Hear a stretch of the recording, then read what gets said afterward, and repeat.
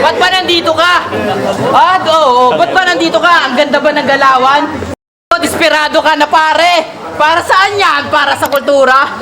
Sana ginawa mo yan dati pero hindi eh. Isa ka sa dahilan kung bakit watak-watak dito at walang nangyari. 5 taon, sayang yun ko. Sa amin niya, kilala na tong ligan to sa Pinas, bawat kalye. Kasi kung nakasabayan kita dati, pinaulan na kita ng mga highlight, mga hang time. Kung napaline up ka sa akin that time, pipiliin mo na lang mag-part time. Kasi wala kang pwedeng ipagmalaki sa akin dito. Primitibong Pilipino ngayon lang makakadinig na totoong lyricismo.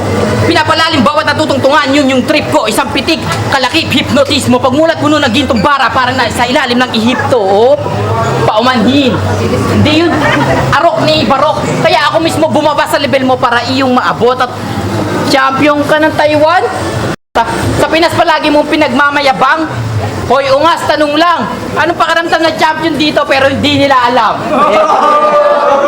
Tol, sino ba matagal na dito? Tol, champion to? Champion? Duda sila, hindi raw. Duda sila. Kasi wala kang ebidensya, wala kang pruweba. Inabutan ka ng kaperasong papel. Yun yung pinagmamalaki. Ako ngayon, pag nananalo kami, may sombrero, damit at plake. Kaya kung champion ka ng ina mo, ano pa kami? Kaya wag kami ha, lalong wag ako kasi kung usapang rap lang, hindi ikaw katapat ko. Ako'y nangako ng gera kaya ito tinupad ko.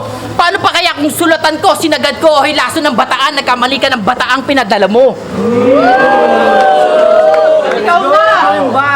Mandamay ka na ng pamilya, yung estilo mo na pambata. Sabihin mo yung kagaya kanina. Sabi ko kay, sabi niya kay, panay sabi-sabi, sinong maniniwala?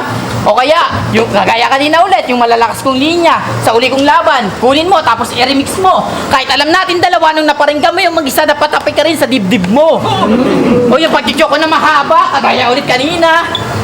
Sama mo ng nakakatawang makulit. Huwag mo nang sitahin nyo, wala ka pa rin pag-asa kahit mawala ako ulit.